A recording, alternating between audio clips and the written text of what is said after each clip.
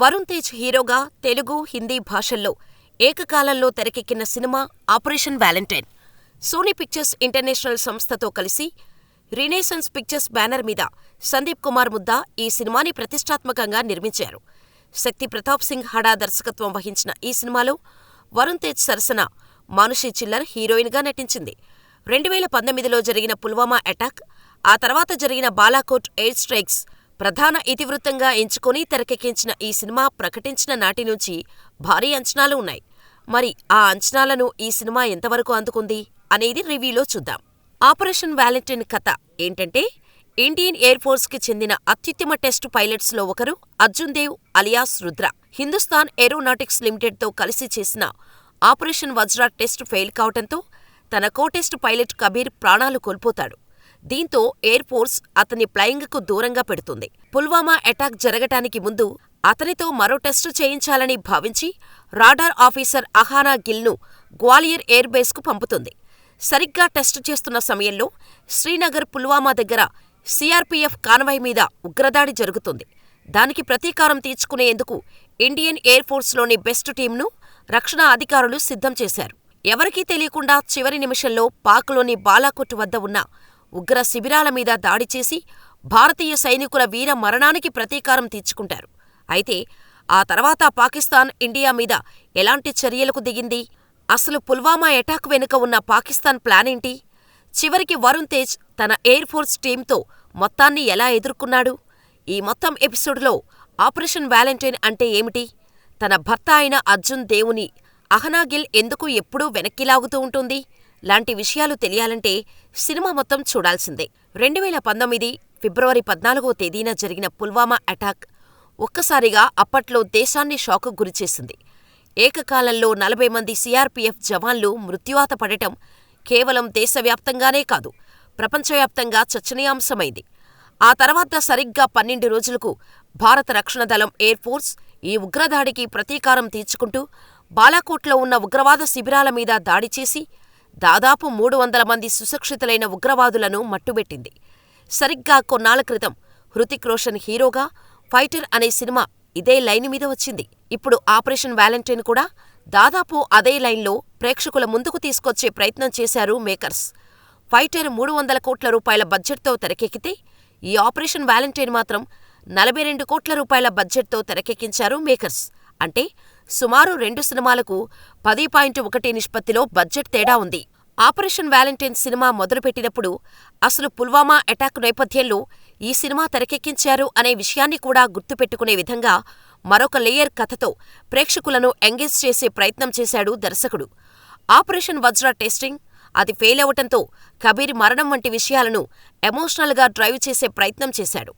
కబీర్ మరణంతో తన భర్తకు కూడా ఏమైనా జరుగుతుందేమో అని ఒక పక్క భయపడుతూనే, మరొక పక్క దేశం కోసం ఏదైనా చేయడానికి సిద్ధమయ్యే ఒక రాడార్ ఆఫీసర్గా మానుషి నటన ఆసక్తికరంగా ఉంది.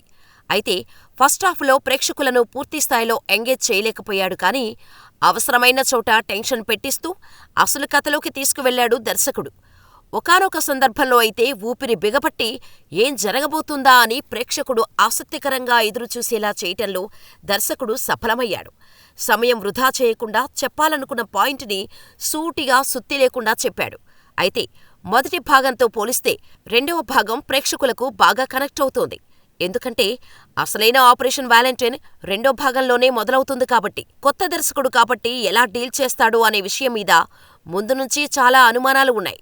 అయితే ప్రాజెక్టు వజ్ర నుంచి నెహ్రూ వరకు అనేక లింకులు, లేయర్లు అల్లుకుని ప్రేక్షకుడిని పూర్తిస్థాయిలో సినిమాలో నిమగ్నమయ్యేలా చేయటంలో దర్శకుడు దాదాపు సఫలమైనట్టే చెప్పాలి. నిజానికి పుల్వామా అటాక్స్ తర్వాత జరిగిన బాలాకోట్ ఎయిర్ స్ట్రైక్స్ అనేవి చరిత్రలో లిఖించబడిన విషయాలు.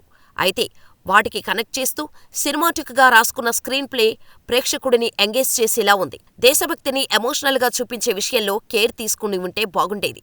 ఎందుకంటే ఎమోషనల్ కనెక్ట్ అయి ఉంటే అది ఆడియన్స్ని మరింత ఎమోషనల్గా దగ్గర చేస్తుంది.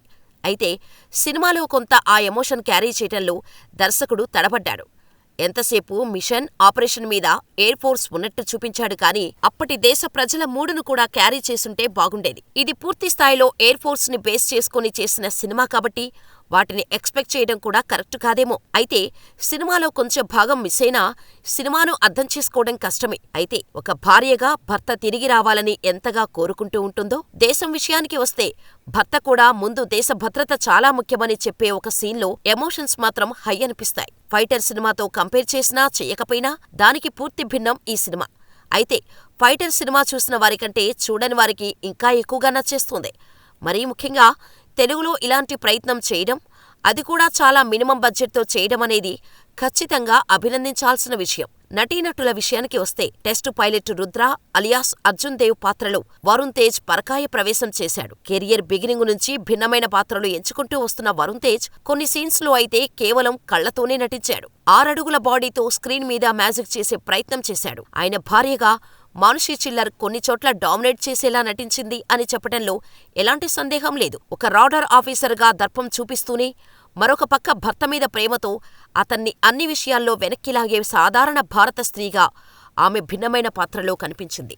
ఈ సినిమాలో వీఎఫ్ఎక్స్ కోసం దాదాపు 5 కోట్లు ఖర్చు పెట్టినట్టు నిర్మాతలు వెల్లడించారు.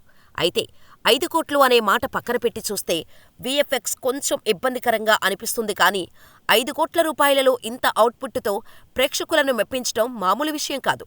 ఫస్ట్ హాఫ్ అలాగే సెకండ్ హాఫ్లో కొన్ని చోట్ల నిజమైన ఫ్లైట్లో కూర్చొని బయటకు చూస్తున్నామేమో అనేంతలా ఆ ఫైటర్ జెట్ల డీటెయిలింగ్ వీఎఫ్ఎక్స్లో కనిపించింది. ఇక సినిమాటోగ్రఫీ ఈ మూవీకి స్పెషల్ అట్రాక్షన్. సాధారణ ప్రేక్షకులకు ఈ సినిమా మంచి అనుభూతిని పంచేలా టెక్నికల్ టీమ్స్ అన్నీ కలిసి పనిచేసినట్టు అనిపించింది. 42 కోట్ల రూపాయల బడ్జెట్తో ఈ స్థాయి సినిమా చేయడం కత్తిమీద సాములాంటిది. ఆ విషయంలో నిర్మాతలు చాలా గట్టిగానే కష్టపడినట్టు అనిపించింది. సినిమా చాలా విజువల్ రిచ్గా అనిపించింది. ఫైనల్గా operation Valentine engaging air force drama. దేశభక్తి సినిమాలను ఇష్టపడే వారికి ఈ సినిమా బాగా కనెక్ట్ అవుతోంది. బిగ్ స్క్రీన్ మీద ఎక్స్పీరియన్స్ చేయాల్సిన సినిమా ఇది.